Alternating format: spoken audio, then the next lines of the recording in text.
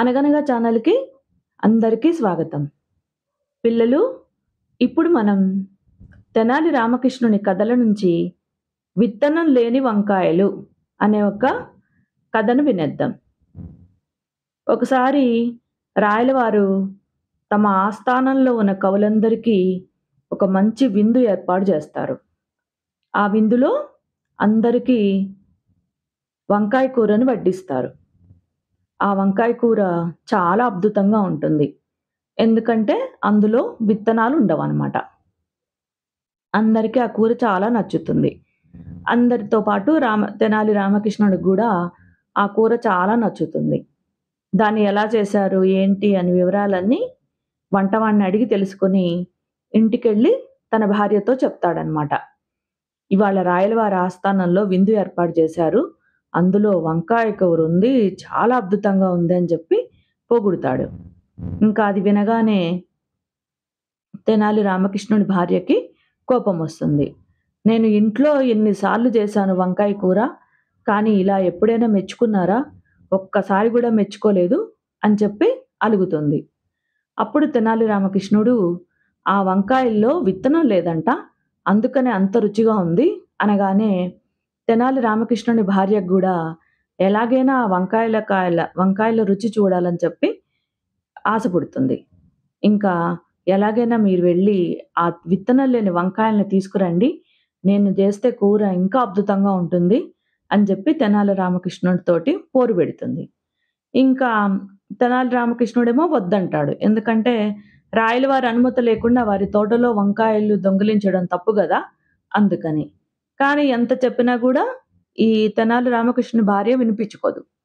ఇంకేం చేసేదేం లేక మెల్లగా రాయలవారి తోటలోకెళ్ళి ఆ వంకాయల్ని తీసుకొని ఇంటికొస్తాడు.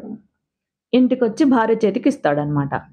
ఇవ్వంగానే ఇంకా తెనాలి రామకృష్ణ భార్య ఆ వంకాయలతోటి కూర చేస్తుంది. మనతో పాటు మన బాబుని గూడా పిలుద్దాము. అందరం కలిసి ఈ వంకాయ కూరను తిందాము. పిలుచుకురండి అని చెప్పి భర్తకి చెప్తుంది. వీళ్ళ బాబు ఈ తెనాలి రామకృష్ణుని బాబు వాళ్ళ ఇంటి అరుగు మీద నిద్రపోతూ ఉంటాడు. ఇంకా అప్పుడు తెనాలి రామకృష్ణుడు ఏం చెప్తాడంటే వద్దని చెప్తాడు. మన బాబుని లేపొద్దు. ఎందుకంటే ఇప్పుడు కూర బాబుకి పెట్టామంటే రేపొద్దున అందరికీ చెప్తాడు. మేమిట్లా కూర తిన్నాము, వంకాయ కూర తిన్నాము, చాలా బావుంది అని. అప్పుడు మన మీదకి అనుమానం వస్తుంది. వద్దని చెప్పి అంటాడు. కానీ భార్య వినిపించుకోదు. లేదు, మనతో పాటు మన బాబు గూడా తినాల్సిందే అని చెప్పి.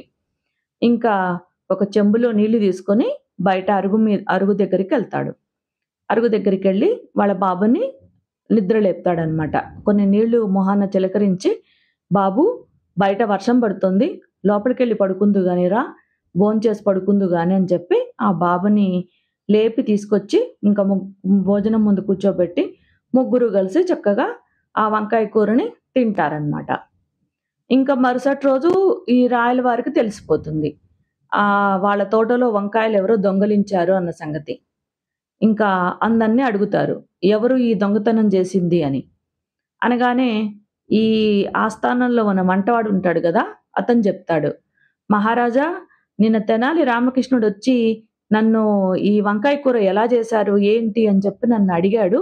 ఒకవేళ తెనాలి రామకృష్ణుడు ఈ దొంగ అవ్వచ్చేమో అని చెప్పి అంటాడు. ఇంకా అనగానే తెనాలి రామకృష్ణుడిని సభకు పిలిపిస్తారు. "ఏం తెనాలి రామకృష్ణ, నువ్వే నా వంకాయలు దొంగతనం చేసింది" అని చెప్పి అడుగుతారు. అడగంగానే తెనాలి రామకృష్ణుడు, "లేదు మహారాజా, నేను దొంగతనం చేయలేదు" అని చెప్పి, "కావాలంటే మా భార్యను గూడా అడగండి" అంటాడు.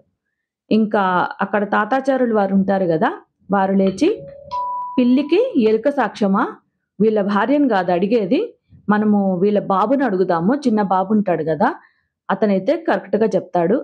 సరిగ్గా చెప్తాడు" అనగానే ఇంకా ఈ తెనాలి రామకృష్ణుని బాబుని తీసుకురమ్మని చెప్పి చెప్తారు రాయలవారు. ఇంకా వాళ్ళ చిన్న బాబు పేరు మురళి అనమాట. ఆ చిన్న బాబుని ఈ రాయలవారి ఆస్థానానికి తీసుకొస్తారు. తీసుకొచ్చి అడుగుతారనమాట. "చిన్న బాబు, మురళి, నువ్వు రాత్రి ఏం తిన్నావమ్మా?" అని చెప్పి అడుగుతారు. అనగానే ఆ బాబు, "నేను నిన్న వంకాయ కూర తిన్నాను. చాలా బావుంది. చాలా నచ్చింది నాకు. అప్పుడు వర్షం గూడా చాలా పడింది" అని చెప్పి చెప్తాడు.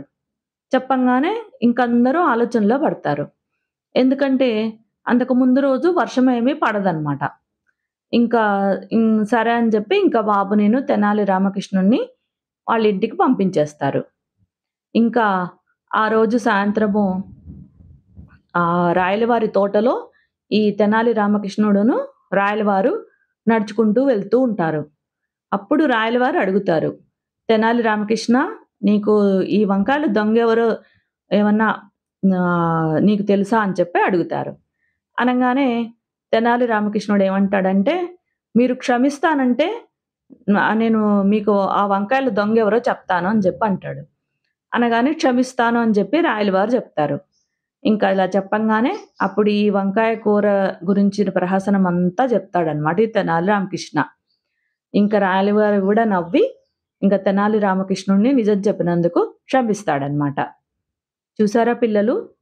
ఈ తెనాలి రామకృష్ణుడు ఆ వంకాయల దొంగతనం జేసి ఇంట్లో తన భార్యకిచ్చి కూర చేయించుకొని తిని మళ్ళీ అబద్ధం చెప్పాడు. కానీ వేరే వాళ్ళ వస్తువు మనము తీసుకోవాలనుకుంటే వాళ్ళ అనుమతి తీసుకొని అప్పుడు మనం ఆ వస్తువుని తీసుకోవాలి. వాళ్ళ అనుమతి లేకుండా మనం వేరే వాళ్ళ వస్తువుని తీసుకోకూడదనమాట. అది తప్పు. కథ కంచికి మనమింటికి. నచ్చితే లైక్ చేయండి, షేర్ చేయండి, సబ్స్క్రైబ్ చేయండి.